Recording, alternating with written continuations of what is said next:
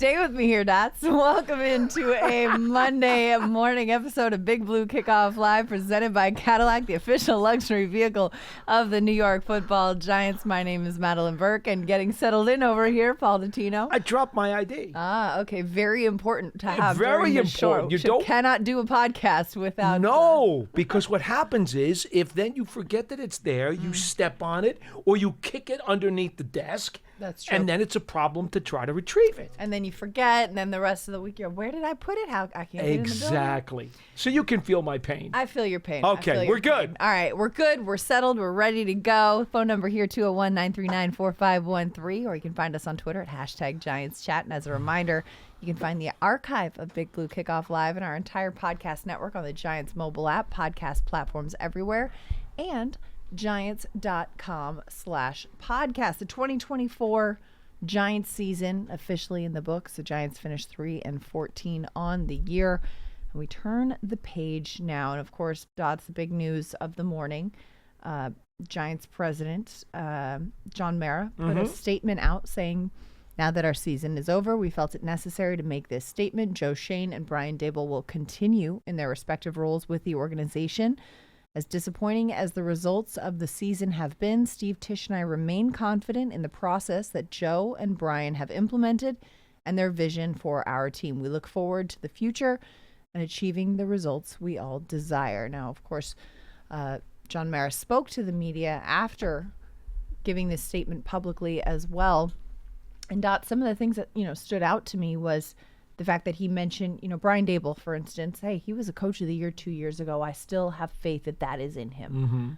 Joe Schoen kind of crediting the 2024 draft class and the value and the staff and the process that Schoen has implemented around this organization as reasons for maintaining and staying the course. But also, Mr. Mayor highlighted the fact that, hey, we've made these changes in the past, and when you do that, it's like you take one step forward and two steps back. And he really thought it was important this time to stay the course. He's been talking about patience now for the last couple of years. In fact, if you remember when Brian Daboll and Joe Schoen were originally hired at the press conference in the field house, you were there that day too. And one of the things that John was asked was, how soon is this turnaround going to happen? What's the timetable for these guys? The last two coaches didn't have more than 2 years, actually the last 3. Right. So what is going to be your expectation of these guys? And John simply said, look, I know that I really need to show more patience here. Well, what we saw today was him kind of referring back to that mission that he had already stated then, that he was going to give these guys as much of a chance as possible. And so I do believe that there was going to be some more tolerance and more of a detailed examination of some of the positives that they brought. And it was going to be a look into, I believe, again, I'm not going to speak for John. If you want to hear John's presser, it's up on the Giants.com website right now. You can listen to it, determine for yourself how you feel about it, because it's all there. All the Q&A with all the writers, it's about 11 minutes long. It's all there. But I think that it's important to understand the frame of reference. And when I say that, Madelyn, it's because when you reach a fork in the road, you have two ways you can look at something. You can say, what are the reasons? I'm looking for reasons to keep, or I'm looking for reasons to get rid of. And both ways, you're going to make a list on both sides of the fence. But it depends on which angle you're coming from. If you're looking for reasons to keep, well, then the other side is going to have to be very, very heavy to move you off of that. And vice versa. If you're looking for reasons to get rid of, you're going to need really heavy reasons to keep. It's like if the call on the field is a touchdown, you need irrevocable evidence to make it not. There you go. What is the original call on the field? I love what you just did there. What's the original call on the field? Irrefutable. And then are you saying, irrefutable. Irrefutable evidence. So it's like you have to make up your mind, and John Mara has made up his mind, hey, I hired these guys for a reason, and unless I see irrefutable evidence to overturn the call on the field, we're staying the course. And in this case, the replay official did not have irrefutable evidence. The call stands. The call stands. Now, of course, there is stuff that even John Mara acknowledged needs to change and evolve. Of Yes, course, he did. starting with the quarterback. Obviously, number one issue for us going to this offseason, he says, is, quote, to find our quarterback of the future, whether that be via the draft or acquiring a veteran. It's going to be up to them to decide ultimately, them being Joe Shane, Brian Daboll. He also, I thought, was interesting that, he spoke to Daboll about making some other changes in the way he operates going forward, saying, quote, I talked to him about, do you really believe it's in our best interest for you to continue calling the plays? I'm not going to demand that you do one thing or the other, but are you better off letting somebody else call the plays? That's a discussion that we're going to continue to have. So there are changes that I think he acknowledged need to be made without changing the people doing the jobs. He did say that both Shane and Daboll would be in control of possible staff changes. So it is certainly in play that some of the underbelly of the Giants coaches could potentially be changing. That's a possibility. But Shane and Daboll are going to have that call. John Mara is not going to make that call himself. I thought it was very interesting when he was asked about the priorities. He said quarterback, veteran, or draft. Number 2 was defensive improvements, because he said, I'm tired of watching people go up and down the field through this defense. Yeah. And number 3, he said offensive line depth. Yes. Which is always, every year you could talk about you got to add something to the offensive line. But those were his 3 priorities in order. So as you folks want to look towards free agency and the draft, think about how the Giants team president and co-owner has identified his top 3 priorities. One would think that after the conversations that were had between ownership and the front office staff on Friday, John said that was on Friday, they had that talk, one would think that they came out of that room on the same page. Right, and that is important too, that you mentioned Friday. When John Mara approached the media before taking a question, he started with a statement saying that he spoke with Joe Shane and Brian Daboll Friday afternoon for several hours, after which he had a conversation with Steve Tisch. They spoke some more over the weekend, and they came to the decision that staying the course with both of them was the best course of action right now. So this is something that, wasn't a knee-jerk reaction in response to the game over the weekend. Is something that they, like you mentioned, spoke about on Friday. And also in regards to the games over the weekend, he said, hey, if I had the sense that we were trying to tank in any way, I would have fired them all on the spot. He said no one would ever tank under his watch. No. Or they would be fired. Absolutely. That's simple. It's just that simple. That's not the way this organization will do business. The other items, before we get to your calls, he also flat out said the team, quote, stunk. Yep. He understood that and said it was because of a number of factors. We don't have to go into that whole laundry list here. We all know what they were. We've been talking about them for months. And then said, as far as the timetable or what would change over the course of the year, he just said he needs to feel better a year from now than he does today. Yes. And that's really the litmus test. And he said, you know what, if a year from now we're standing in the same position, I will take the heat and I will deal with it, and I will feel that. But at this point, he sees the potential, citing, mentioning the 2024 draft class, citing the way this team stuck together, also citing the process in making personnel decisions is, quote, better than I've ever seen it, in factors that went into kind of staying the course here. That's something that I spoke about, I think, with Matt on the show last week, or maybe it was with John.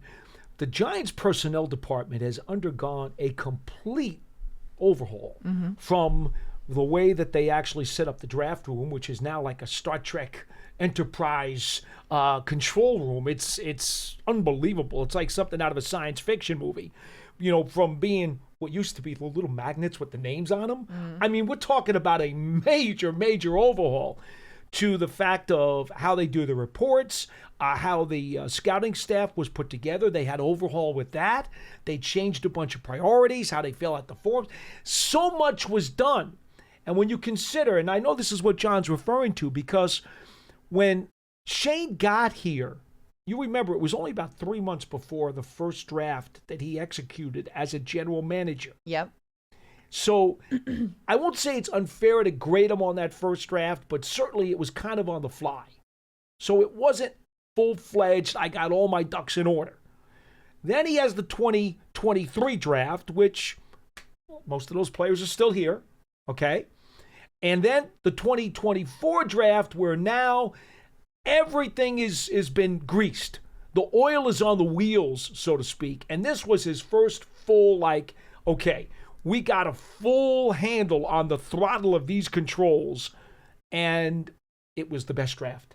Now, 1 year, we'll know in 3 how this draft really does turn out. It's a little early yet, but the early returns are good. And John mentioned that along with free agency, mentioning Brian Burns, who actually came in a trade, but let's face it, because they had to sign him to an extension. It was almost like a free agent acquisition because they wouldn't have been able to make the trade with Carolina to get him had they not been willing to spend the money. Right. Contractually to get him here. Right. Willing to spend the money, but the difference in the free agent acquisition is, in free agency, of course, you have to lure the player to want to choose of the options. Whereas, and again, Burns had to agree. Right. That's true. That is Burns true. had to agree. They got permission from Carolina to talk to Burns to negotiate the extension to get Burns to agree to make that deal. So, in a way, it was kind of a free agent acquisition. John's certainly looking at it that way. That's true. That is true. 201-939-4513 is the phone number here. We know you guys have a lot to say as well, so we'll get to the calls. But first, Giants fans, make sure you go and subscribe to the Giants Huddle podcast. It features long-form interviews with Giants players, coaches, and front office staff, past and present. Plus, hear from the best analysts covering Big Blue and the NFL. Search for Giants Huddle and subscribe on your favorite podcast platform, or simply go to giants.com/podcast. And don't forget, if you're on Apple Podcasts, leave a 5-star positive review for all of our Giants podcasts. Let us know what you think. Like, comment, subscribe. You know the drill. Let's head to the phone lines and hear from some of you guys out there. Starting on line 1, we've got Big Ed in Maryland. Big Ed, how's it going? You're on Big Blue Kickoff Live with Paul Dottino and Madelyn Burke. Hello, beautiful Madelyn. Hello, Big Ed. Hello, King Paul Lee D. How you doing? I'm good, brother. Happy New Year. Happy New Year. Can you believe what I'm seeing? Okay, Paulie, it just hit me, so I'm just going to let it on out. We got 2 options. We could either trade for Mr. Lawrence in Jacksonville, make him our quarterback, which would give us that instant pro that we need. Very expensive instant pro. And trade that pick and make that work, because Scott Lawrence has basically been a winning quarterback since he's been playing quarterback. And what other quarterback do we know that will fit the bill perfectly with the offense we have? He will have a running game, a protection, and it should work. That's one part of it. Okay, so let me make sure the fans understand, Big Ed, what you're talking about there. The Giants are 3rd right now in the draft slot. Jacksonville is 5th. So I'm assuming you want to flop 3 and 5 and send Jacksonville some more components to get Trevor Lawrence. That's what you're suggesting, correct? Yeah. Okay, I'm just making sure everybody gets that. Go ahead. Yeah, absolutely. That's a winning quarterback. He just needs to get with a winning situation so it will work. And I have to commend myself. I have to commend flowers to Coach. Coach, I'm sorry. I was wrong. The team did not quit on you. I looked over some things, bro. We fought for you, and we still love you. You just need a good quarterback to run your offense. Once you got that and you stop calling plays, get you a quality quarterback back there, I don't see how the Giants are not competing for next season to be either in the top 3 or 4 in the league, as far as going to playoffs particularly. We should be that good. Paulie, only 3 games. 3 games. Our defense our whole team only gave 3 points, 6 points. 3 games. All the way back from preseason, just speaking on this good stuff because it can. But it's just something to look forward to. Mostly 8 of our games we were into this season, 8 of them was only lost by 1 possession, which means we only few components away, which everybody totally understandable about that. So, well, great Big call, Ed, I'm just going to say one thing before you finish up. I'm going to say before you get to your next point, you know how I feel. I've been saying for the last several weeks, go with a veteran bridge quarterback, whether it's a free agent, and I've been on board with Jimmy Garoppolo as somebody I personally would be interested in. I'm not saying Justin Fields. Fields is another guy who's going to be on that shelf who would be available. Oh, no. We could debate all day about the potential guys who might be available. So that's fine. And we could have 10 people in here with a different answer as to which one. But I believe that's the best route to go, even if we may differ on the name. Yeah. I think that's the best route to go. I also think that if there is a trade that presents itself, and you know that there are guys who are under contract, you just mentioned one. Right. If you're going to make a deal, now you got to really you got to get through those financial implications. You know, we're talking about some pretty big bucks. Formality, Paulie. Well, when you make a trade, Well, there is a salary cap in this league, Big Ed. Yeah, Big Ed. You know, you gotta remember, there's only so many. The best thing about getting that Trevor Lawrence right now is he don't have a coach. Right, but he has a $275 million contract. To this. Just like I wanted to snatch Joe Burrows when they lost that 8th game. Well, But Big look Ed what also he ran off 5 games. to snatch a And Joe that's Burrow just or a like, Trevor Lawrence, the team that has him has got to be willing to trade him too. I mean, here's what Big Ed. Honestly, No. I understand, and I would not rule out making a trade for a veteran, but understand there are going to be financial implications in addition to whatever draft capital that you're going to be willing to give up, in addition to swapping those picks, and depending upon the price. Depending on the price, the overall price, you may or may not want to go there. You got to be careful. Paulie, before I go, just give it to me. Who would you pick? You, Paulie, who would you pick at that 3rd pick to be the quarterback for our future? What you seen right now. The You got quarterback or the cornerback? Quarterback. The quarterback? After draft. I told you, Yes, who would you pick? I'm not taking one there. If it's me. You're not going to take 3rd pick? No, I'm not. Oh, I'm taking Travis Hunter if he's there. really? Yes. So Shutdown if we corner, take Heisman Travis Trophy Hunter at winner. 3, You know who I'm talking about. Right, but I'm thinking like, okay, fine, if you do that, but then who's going to quarterback the offense? What we gonna pick him up You in the just second or traded third for round? Trevor Lawrence. He's going to do it, right? Don't you remember, Big Ed? Wait a minute. You just spent those draft picks and that money on Trevor Lawrence, and now you want to take another quarterback? Come on, Big Ed. Where are you going? He said he's going to take Travis Hunter in the 1st round. Now, if you trade and get Trevor Lawrence with Travis Hunter, we going to playoffs. Well, now you're not going to get Travis Hunter at 5, though.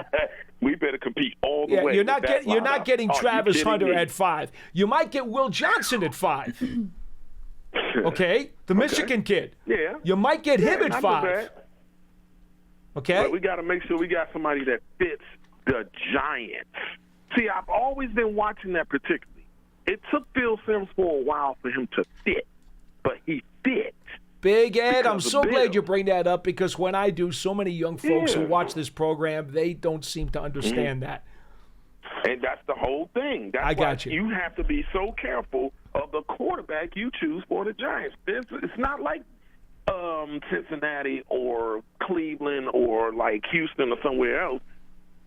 Giants is no. We are the cream of the crop. I got you. We're the Big best in the Ed, East. Big Ed, we are you're the right. biggest in the East. It's- Nobody is bigger than us. It's got to be a perfect fit. I It appreciate is an your important call. decision. Thanks for the call, Big Ed. Madelyn, here's the thing, and I tried to explain this a few weeks ago to people too. Drafting a quarterback, you got to go through all these different processes to research everything plus the kitchen sink when you draft a kid. Mm-hmm. Well, guess what? You got to do the same thing if you're going to make a trade or you're going to sign a free agent. Which is why every know. year, every draft year, the organization goes in on quarterbacks. Not necessarily always because you're going to draft one, but because at some point, if you want to trade for them or sign them in free need to know. agency, you need to have done your own homework on them, not just trust the rest of the leagues. Totally concur And with that. having those meetings and having those opportunities to meet with these guys is important. And like you said, too, that quarterback position, it's a tough one to translate. And there's a lot of things from college to the pros that are different. I mean, the geometry of the game is different. The hash marks are wider in college than they are in the NFL. The way that you see the field, the way you perceive things, it is a very checkers to chess kind of game. And so, yes, you have to have the arm strength and the ability to read an offense and a defense and whatnot. but there are so many more variables that go into it and translate it, which is why we see a lot of quarterbacks that thrive at the collegiate level that don't so much at the pro level, or a lot of quarterbacks who are, serviceable good at the collegiate level that end up excelling at the college level or at the professional level because it is such a different game. Bottom line, it is the number one priority of this organization. John Mara stated it this morning. So no matter what it is that they come to terms with, who it is, I should say, that selection is going to be a major driving force for the 2025 Giants. I don't care if it turns out to be a rookie or if it turns out to be a veteran who's signed or is traded for. That decision is going to be the linchpin for what the Giants' success is going to be next year. And next year is going to be a gauntlet. At home, you've got Cowboys, Eagles, Washington, and then you've got the Packers, the Vikings, the Niners, the Chiefs, and the Chargers, all at home. All but one are playoff teams. And then on the road, add the NFC East with the Bears, the Lions, the Saints, the Broncos, the Raiders, the Patriots. 2025. For those of you who believe that they should use the high first-round pick on a rookie quarterback and then want to rush him right into the lineup, did you listen to what she just said? Do you really think that that's a great position for a young kid to be put into, thrust into? You got to get this team back to respectability as soon as possible, and now you're going to throw him in with sharks like that? And it is possible. Look at Jaden Daniels. It's also challenging. Look at Caleb Williams. It's no doubt. It is possible for a rookie quarterback to come in and immediately succeed. It is also possible for a rookie quarterback with a tremendous challenge agreed upon by the entirety of the league to come in and still have their struggles. I'll take my chance with a guy who's won games in this league before and who's actually gotten to a Super Bowl. There you go. I'm just saying. 201-939-4513. Giants fans, take your fandom to the next level with a season ticket membership. You can stay connected to the club all year round, not just on game days. Memberships are now available. To learn more about all the exclusive member benefits, visit giants.com/tickets. Limited inventory is available. 201-939-4513 is the phone number. Let's head back to the phone lines. Sneaky G-Man in Dallas. Welcome to the show. You're on Big Blue Kickoff Live with Dots and Madelyn. Hey, what's going on, guys? Happy New Year. Merry Christmas. You too. You too. Happy New Year. First off, you said we need a free agent quarterback, right? Like a bridge quarterback. And we were talking about Phil Simms a few minutes ago. I'm sure he got one, maybe two more good years in him.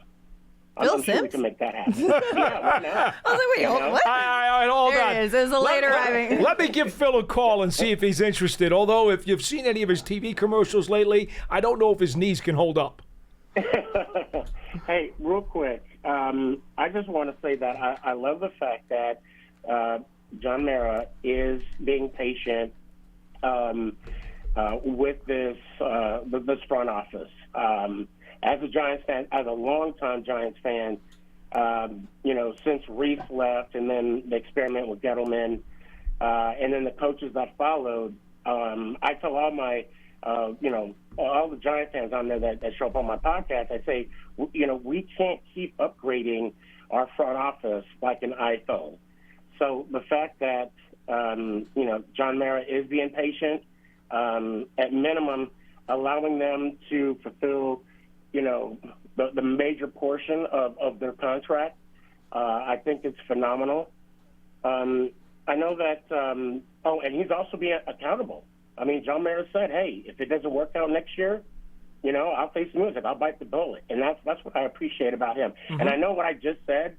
I know a lot of Giant fans are going to be upset with me by saying that, but I'm just being 100% honest. Because Joe Shane and Daboll, I mean, as people, they are good people. They are good dudes. I have so much respect for them. I love the way that Shane, I do like his drafts, and the way he seeks out free agents. And I do appreciate Daboll. I mean, his resume is just stacked. I mean, he has the experience. I truly believe in Coach Daboll. Now, I know you had mentioned something earlier about the play calling this year, and John Mayer questioned him. I want to say it had to do with something with last season's 2023 season. When we started off horrible, Kifko lost the reins, and allegedly, and Daboll possibly took over because in the season of 2023 there was some questionable play calling there, and I believe Daboll maybe should delegate that a little bit, but also be a part of the offense in some capacity. But that's just my opinion, as a head coach. And I know you guys were talking about the changes that Shane made. You're talking about the Starship Enterprise and how Shane makes the draft, the draft room and the drafting staff. I agree. I see the improvement, especially in last year's draft class. And I'll even give him props for the 2023 draft. But now the hard part is translating those moves and those additions to this organization to translate those to wins.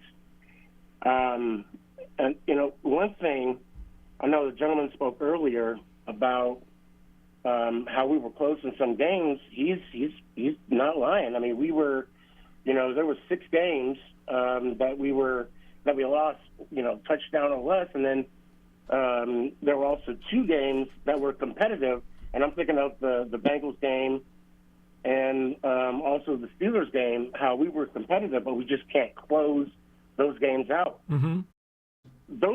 That's 8 wins right there.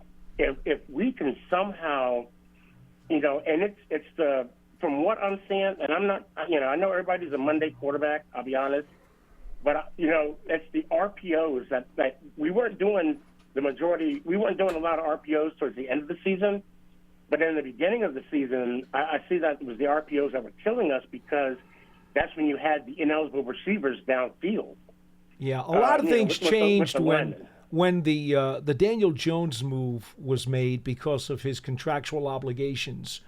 That just put everything into another spin cycle, because now you had rotating quarterbacks the whole second half of the year, guys playing, guys not playing, guy got hurt, guy didn't get hurt. Well, and then prior tough. to the Daniel Jones thing, Andrew Thomas's Lisfranc was a big doubt. game changer as well for that offense. Yeah. And, a lot of things got thrown into the ringer in that regard, too. I mean, to your point about Brian Daboll, yeah, I mean, he got hired as a head coach because of his skill. Yeah, thank you so much, Sneaky G-Man, for the call. He got hired, as a head coach because of his skill as an offensive coordinator. And so there is a balance of leaning on the talent that got you to the position and also trusting those around you to kind of help you with that.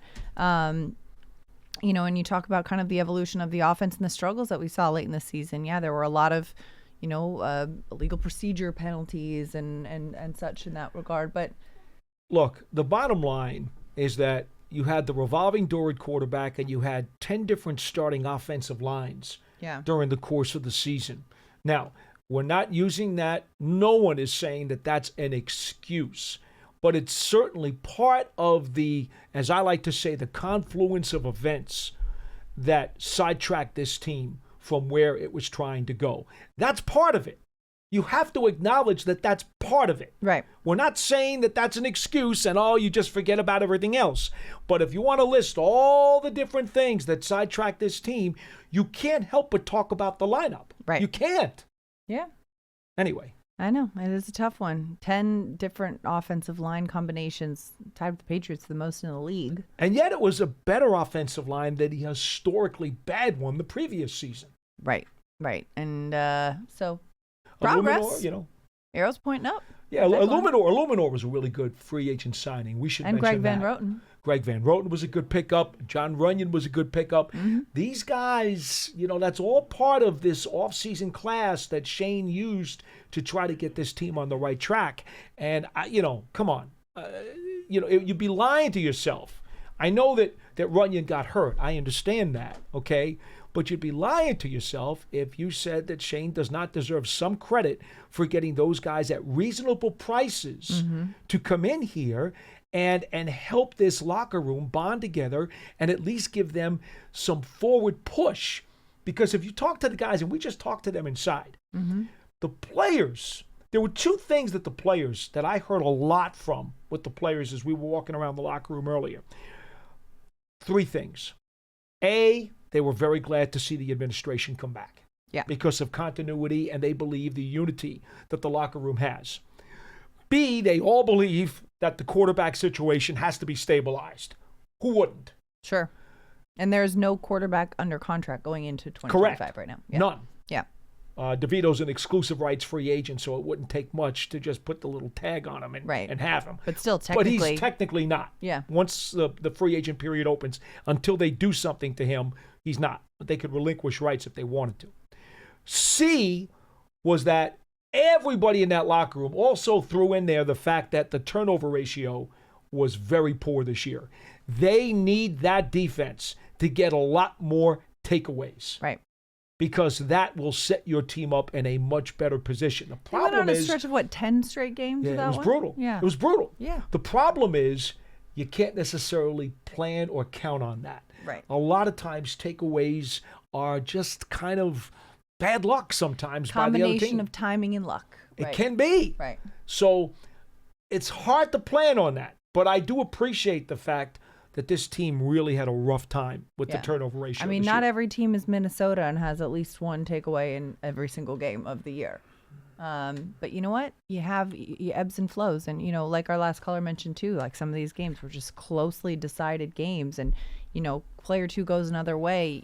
You got 8 wins on the season. But that is what separates a great team from a team that is struggling, is the ability to find ways to have those 1 or 2 moments go in your favor. I mean, look at Kansas City this season. Winning ugly is better than losing pretty. Oh, yeah. Yeah. That's true. Yeah. One more comment, and then I think we should go quick fire on the rest of the calls. I know you guys want to get in.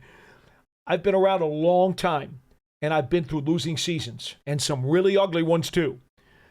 This was perhaps the most upbeat closing locker room day that I have ever been to for a team that finished with such a poor record. Oh, yeah. I talked to a lot of these guys about it, too, is the fact that the locker room still felt very together. And we've been around a lot of locker rooms that were not very together. Well, even before here with basketball, you've been through some really rough times. Oh, yes. With the Clippers. Yeah. But even here as well, is like you see the way that a locker room can fracture when there's adversity and a losing stretch like the Giants have experienced this year. This locker room didn't fracture. If they could, they'd play again this weekend. Yeah. Even though the record is what it is. Of course they would. It's a playoffs, Paul. No. Even if they could just play another game just to play. Yeah. These guys really do have an affection for each other and enjoy being around each other and want to play. And you can't always say that at the end of a season when a team has gone into the depths of where the Giants have gone to with a 3-14 record. You can't. I've been through many of these days when at the end of the season there are guys like, yeah, all right, well, whatever, can't wait to pack up my stuff, and there's no positivity whatsoever. That locker room is full of upbeat enthusiasm right now. Absolutely. It's a good group of people, a lot of optimism for what's to come. 201-939-4513 is the phone number. Let's head back to the phone lines. Line 3, we've got Wilson in Roxbury holding. Wilson, you're on Big Blue Kickoff Live. Well, there goes the positivity right now. We just took that right off the cliff. Hello, Wilson. Madelyn, how are you? Paulie, how are you? Madelyn, look beautiful like always. Paulie, real quick before I start, how do you keep focus doing your job when you're sitting to somebody so beautiful? You got to give me, I wouldn't be able to do it, Paulie. Thank you, Wilson. You flatter me. Okay. All right. Listen, all kidding aside now, John Mara is the owner. He can do whatever he wants. I mean, I'm sure John Mara, this is the ultimate. You're talking about patience. This is what the definition of patience is. And I guess he's tired of paying head coaches to, collect paychecks and sit on their couch at home. I understand that. But real quick, to clarify, he was asked about the money. And would that be a deterrent in making a move like this? And he said, absolutely not. Just to clarify. I'm sure it's not, Paulie, but I'm sure it bothers him. You know that. But, Paulie, listen, the margin of victory in the NFL is 6 points, right? between 6 and 8 points. It's everybody very, very plays close. It games. is the quicksand of mediocrity, Wilson. You know that as well as I do. So please, Paulie, so don't tell me anymore that Giants play close games, and please don't tell me anymore that they're close knit and the thing. You want to make a parade, Paulie, for because they are a close group and the locker room, and they supposedly play for this head coach. I mean, Paulie, come on. They won 3 games, and they won 3 games. They had the worst season in the history of the Giants. This head coach and this general manager, they have won 11 games, lost 30 games, and tied 1 game since they started 7-2. So, listen, it's John Maris. He can do whatever he wants. They cannot blame Daniel anymore. Daniel won't be here next year, so they can't blame Daniel anymore next year. I want to ask you something, because I'm a fan, and I'm going to root for my Giants, even though I think this is a horrendous move. I'm going to tell you something. Dave Gettleman, right, gets killed for everything. Everybody forgets Dave Gettleman got sick. The gentleman got sick. He had cancer, a very serious bout with cancer. I saw Dave Gettleman was a great general manager. He built a championship team in Carolina, and he just didn't have the time because he got sick. But let me give you some names. Daniel Jones, Saquon Barkley, Dexter Lawrence, Andrew Thomas, Debbie McKinney, Julian Love. Those. I mean, Joe Shane couldn't tie Dave Gettleman's left shoe, because those are Pro Bowlers all over the place. Joe Shane, Evan Neal, Kevin Thibodeau, Ted Banks, Eric Gray, Jalen Hyatt.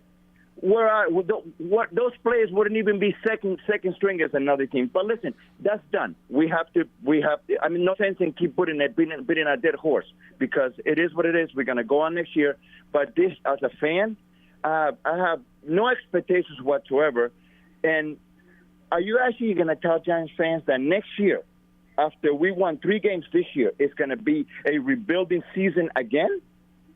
I mean, Paulie. I don't know if it's rebuilding again, just continuing the build. But Madelyn, what happens when we start 2-5 next year? What happens? What are we going to do? Yeah. Try to win game 8. That's what you're going to try to do. Paulie. I hope not. Listen, I'm praying to God now. I'm praying to God when we start Wilson, 5-2, and then I don't have to call again. I'm going to ask you one simple question. I'm going to give you 25 seconds to answer, and then we got to move on. Okay? Of course, Paulie. What's done is done, right? Okay? This is the way it is. Man, it's done. So I want you now to be Giants general manager, okay? You're the general manager. The coaching staff is the coaching staff. You can't change the coaching staff. No, you can't. Give me your first 2 moves. You're the Giants GM starting today, and the coaching staff is in place. What are your first 2 moves? Well, the first thing is you cannot draft a quarterback. You cannot give this head coach a rookie quarterback, because then you can't fire him after 1 year. I mean, that would be insane. Okay. So what are you doing? What are you doing? What are you doing? Well, I don't know, Paulie. I don't know. Get somebody. I don't know. Maybe try to get some juice out of Justin Fields, somebody like that. Paulie, listen. All I want as a fan, and I want to see a little improvement. All right, Wilson. The next time you call, I'm going to ask you for 3 things, not just 2. I'm going to ask you for 3 things. Thank you for calling us today. Next time you call, Wilson, I'm going to ask you for the first 3 things you would do if you were the GM and the coaching staff could not be touched. And you're going to have to give me 3 things. You can't tell me you don't know, and you can't tell me what you're not going to do, because that's not productive. Right. It is fair, because to be productive, it is fair to say, hey, listen, I disagree with this. But then, okay, well, then what would you do differently? How would you fix it? Valid question, Dots. I gave him the chance. He had no answers. It's all right, Wilson. You got homework. You think he could stick to a 25-second answer, Paul? Yeah, that's kind of hard to do, isn't it, for him? Anyway. Producer Pearson from the top rope. 201-939-4513. Let's keep it rolling with the callers, because the phone lines are lighting up. Marcus in Arizona. Welcome to Big Blue Kickoff Live with Dottino and Madelyn. How's it going, Marcus? Good. How you guys doing? Congratulations on ASU's football season, Madelyn. Thank you. It was a lot of fun to watch. How about that? I was reaching back to the archives. Hey, it was only like a few days ago. They double overtime against Texas, and had they called that targeting penalty, ASU would have won that game. I'm just saying. That was wild. Oh, well, did you know that kick that bounced and then bounced into the upright would have ended the game because it was supposed to count? I saw that on social media, and apparently that is not actually correct. No, but I did see that circulating, and I love that and so desperately want to believe that. Even my own dad actually sent me that clip, and he said, "Did you see ASU is appealing this?" And I said, "Dad, don't believe everything you read on the internet." Yeah. Well, but it was a lot of fun to watch. Good advice, by the way. It was great. Scatterboo, he's the man. Like him. Works up. I'm happy Joe Shane and Daboll are back. I know nobody really is, but just like a rookie draft pick, these are rookie GMs and head coaches, and you can't really tell what they're about until after year 3 or 4, right? So you got to give them year 3 and 4. Man, what I want to see, because this was probably the worst season I had ever lived through, and flying out there from Arizona to Thursday night football against the Cowboys, great experience. It was my first time at MetLife. It just was hard to watch, but I'm glad they're back. I'm glad they get a chance. I'm excited for Travis Hunter. Please let us get Travis Hunter. And for progress, all I want to see next year is us to win the games we should win, maybe sneak out 1 or 2 that we shouldn't win, and hopefully split the division. And then I'll be happy, playoffs or not. Well, that's the standard formula to make the playoffs, what you just said. Yeah. That's the standard formula. Even if you do that, you make it. Even if we don't, people are going to say, oh, they didn't make the playoffs, fire everybody. But if they do that, I'm happy, right? Like, I'm happy paying $800 a year to watch my Giants in Arizona, on Sunday Ticket and getting all the stuff so I could watch my Giants. I plan on going to the Vegas game next year, and I plan on coming out for the 49ers game next year because my stepson is a 49ers fan. Okay. And we're moving to California. So I plan on that. I plan on going to Vegas, and I plan on making my second trip to MetLife. Like I said, the experience was great. I got to meet Brandon Jacobs that night, Chris Sims, sat next to Dexter Lawrence's mom. Like, it was a great experience. The face mask, though, on our tight end Bellinger, when it was actually him that got face mask, man, that was so horrible. Yeah, I know. Yeah. But it was bad. It was a rough season, guys, man, but I watched every game. I sat there. I rooted for him. I don't ever root for anybody to get fired or traded. Right. I do feel like I wasn't going to bring up past GMs and stuff. I personally felt like we've been cursed since Dave Gettleman traded JPP and Odell Beckham Jr., by far my 2 favorite Giant players of all time, and I've been heartbroken ever since. So I hope Joe Shane doesn't panic and trade Dexter or AT to try to get, someone they think is going to fix. Let's just keep building it the way it was. The draft was good. I have a lot of faith in these kids, and let's Shador or Travis. Let's go. All right, have a good day. Thanks so much for calling, Marcus. I appreciate the positivity and the commitment. Real one says, you know what, I'm locked in. I'm trusting the process. I watch every game. And especially considering he's across the country. Yeah. So I guess he's got to get the package. Sunday ticket. He said he got Sunday ticket. Sunday ticket. He's getting up early for those 10 a.m. kickoff.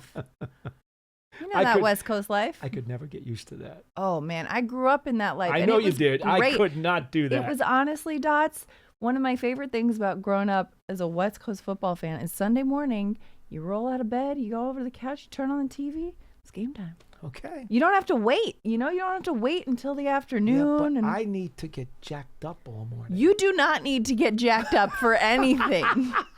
I cannot imagine the not jacked up version of Paul Dottino.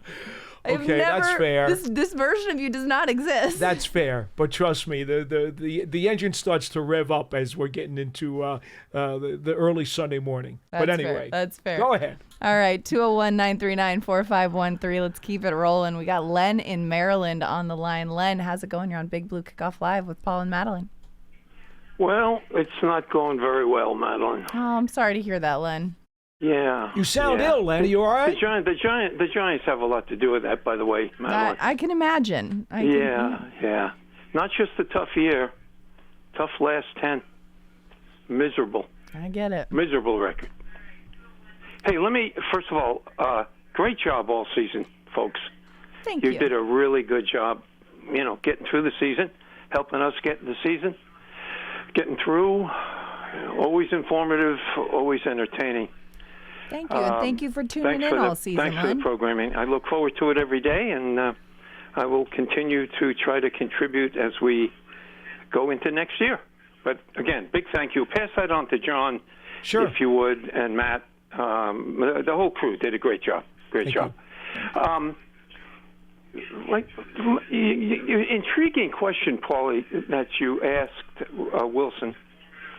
Always a fun call, by the way. I love listening to Wilson and the going back and forth.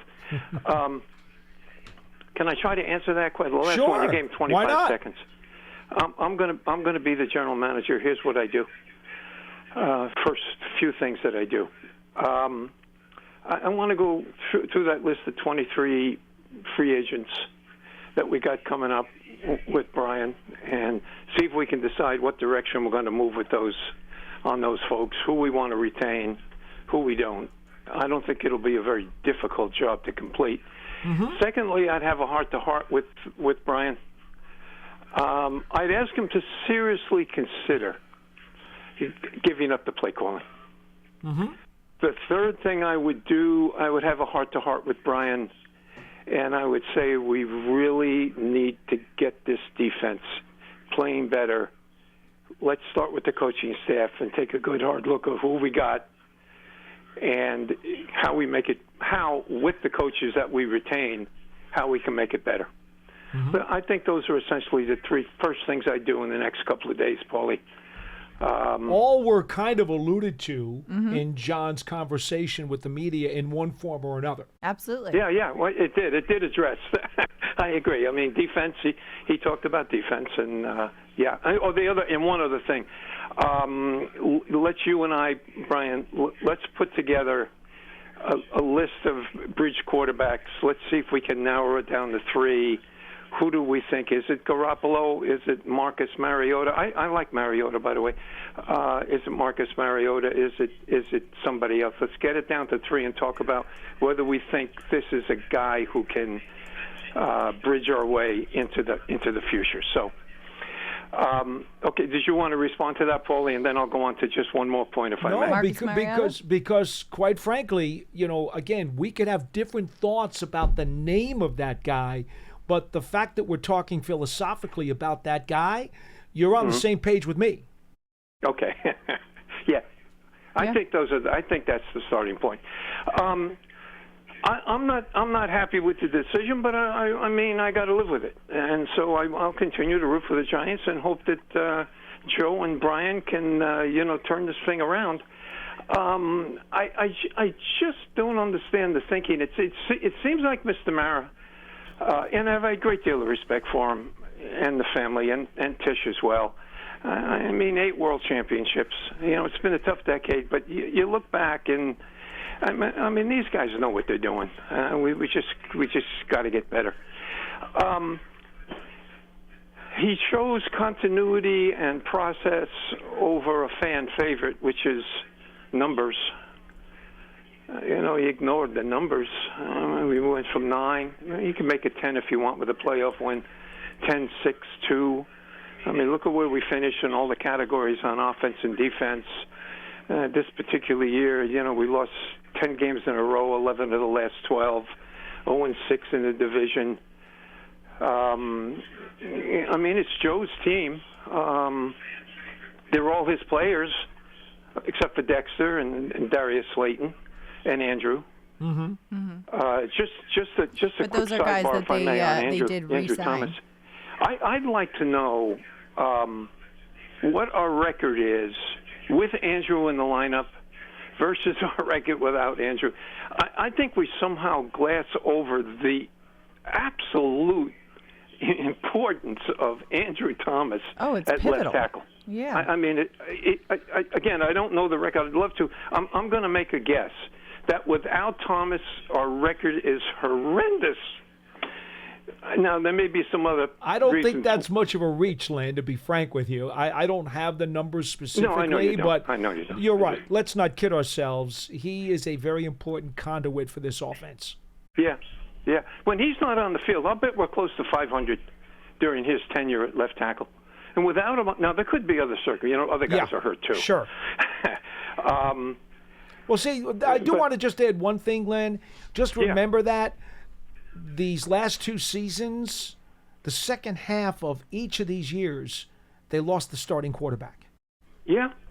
And if the starting quarterback is as important as everybody says he is, the fact that you've had to play so many games in each of the last 2 seasons without him, you must now take that into consideration by your very definition. Right. Yeah, well, and also it's a factor in the end, quarterback's health. We got to start. We got to stop looking for excuses. We got to look at the numbers. But that's also a fact. It's not an excuse. It's a fact. Yeah. You went from Daniel Jones to Taylor and DeVito, and then DeVito and Locke. Here's what I wonder: when he makes a statement like, "I got," what would bring him back for 25? He's got 26. Excuse me. I think it's a 5-year contract. This is 4th year going into 25. And he says, "Well, I got to feel better than I." Well, what would make him feel better, Paulie? I mean, what? I'm pretty sure a whole lot more wins would do it. It's almost like we're putting off the inevitable here. Yeah. Len, look. Here's the bottom line. If you're the New York Giants, right, and you're trying to get this ship turned around in the right direction, the one thing that you can't do if you're John Mara is make an emotional decision, because nobody, no matter how upset you think you are, Len, and I know you are, because you're a Giants lifer, okay? John Mara and his family is 100 times more upset than you are. So he needs, as hard as it is, he needs to put all that emotion aside and try to make the best decision he can that does not involve his heart. And that's what he believes he's done. And I get it. For those of you who are like you, who bleed for this team, it's difficult to sometimes get a focus on that. I totally understand that. Yeah. Well, I mean, at the end of the season, when we look at it, Paul, and Madelyn, look, this is a bad roster that for most of the season, just about the whole season, played badly. And, I mean, you got to wonder why all of that took place. I mean, a bad team playing badly. And it's all Joe's people. I mean, this is his team. These are his players. I'm not sure that that's an accurate statement. I don't think it's a bad roster that played badly. I think it's a much better roster than that played badly. There are different levels of teams that have similar records. There are some that underachieved, and there are some that achieved exactly what they were supposed to because they really did stink. This Giants team vastly underachieved. I'm sorry, Madelyn. Did you want to say something? Go I ahead. didn't mean to interrupt. No, the team vastly underachieved. And that's a lot different than a team that's just bad. Well, Paul, it's hard to buy into the fact that this is a better team today than it was at the end of the Joe Judge era. Yeah, because John it doesn't make mentioned any difference. that. Apparently, other teams are getting better too, Paul. Yeah, no, that's true. John mentioned that, and he said, I don't know how I could say that because our record didn't show it. Right. And anybody who strictly goes by the numbers will say it's not. But if you go by the other stuff that he's talking about, watching the team at practice, looking at the potential and the upside of all the young players, the 16 guys who have either been signed as undrafted rookie free agents or drafted here in the last 2 seasons, if you compute that into the equation, you're going to understand. Well, but Paul, it's not generating the fan favorite wins. I mean, the other teams are getting better, too. I get it. How do we I get it. When do we catch those teams? Well, They're not would coming help. back to us, Paulie. We got to go get them. Len, we got to go. I appreciate it, but I will say this, Madelyn, there's no question, and I've mentioned this on other shows, what this administration does need to do, because they've drafted a lot of productive and useful players, they do need to start drafting some all-star players. Yeah. That they have not done yet. Well, no, I think taking a look at this last draft class and the fact that Malik Neighbors and Tyrone Tracy, Tyrone being a late round pick as well. Oh, great value. Great value. And Neighbors may turn out to be an all-star one day, but to this point, they haven't drafted an all-star. That cannot be denied. That's a fact. Yeah. Let's hope for the Giants' sake that starts happening. Yeah, absolutely. And I think there's a lot to consider, a lot of growth. And, to Len's point, you got to stay the course and be patient with it as well. Head coach Brian Daboll is actually currently addressing the media. So before we sign off on the show today, we're going to keep you updated with what he had to say. Said he will consider any potential changes on the staff in the coming days, but did not indicate that changes are likely. Didn't rule it out, but didn't indicate either way. Says, this is something that they will be considering over the coming days. So no news will be coming out today about that.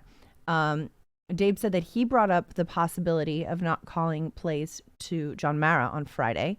Said that they're going to consider every option to try to be better. Anything to make the team better. And John Schmelk saying, you know what, he's just kind of overall not much specifics on, but you know what, Brian Daboll, nothing if not consistent. Keep staying the course, saying, you know what, giving you just enough. We didn't tell you guys about the lay of the land today because we had news to get to, but the way this works today, the team came in for a meeting this morning. 8 a.m. Okay, 45-minute team meeting. Yep.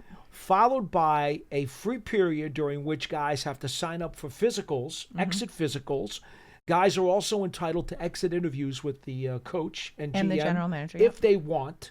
They don't have to have one, but if they want one, or if they're requested to be at one, okay? And then whatever other time they have during that period was to either speak to the media or do locker clean out if, in fact, they wanted to get stuff in their baggies because they were going to go somewhere. There were a couple of players who literally have plane flights out there trying to get somewhere, so they got to run.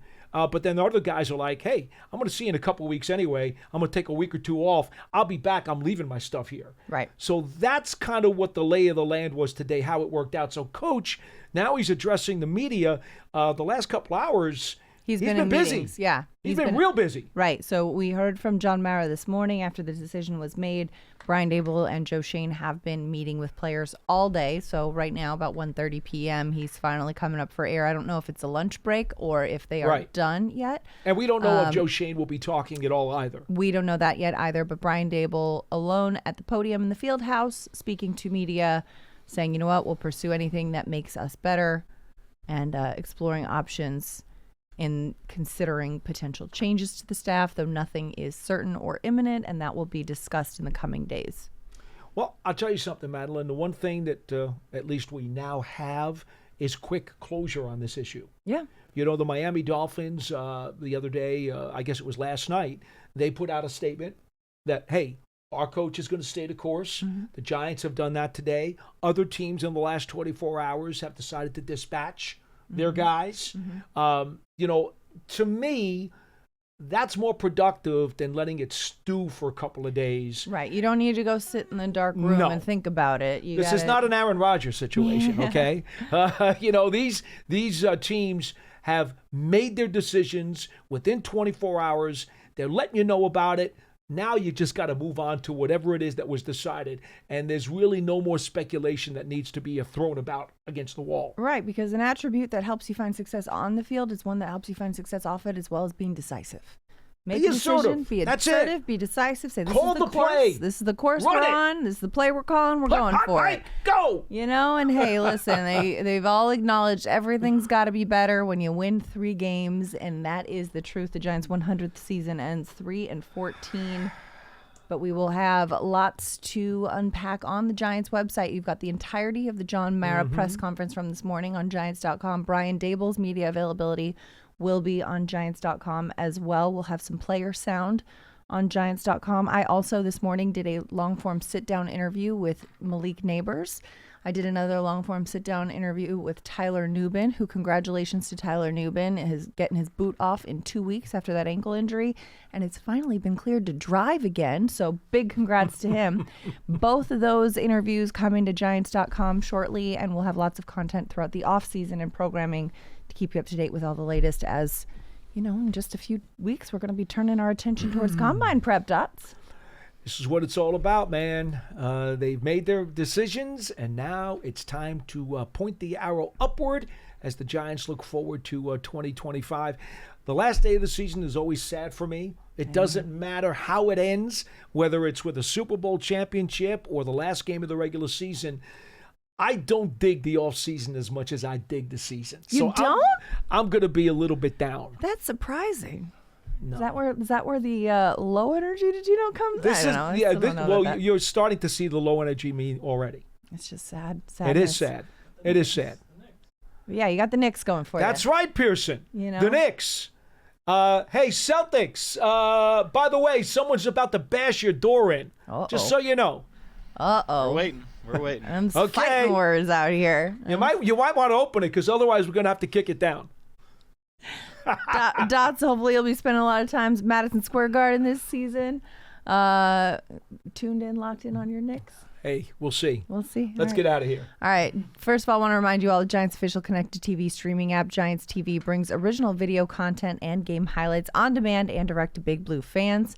Giants TV, free on Apple TV, Roku, and Amazon Fire TV, and the Giants mobile app. Thanks for listening to today's episode of Big Blue Kickoff Live, presented by Cadillac, the official luxury vehicle of the New York football Giants.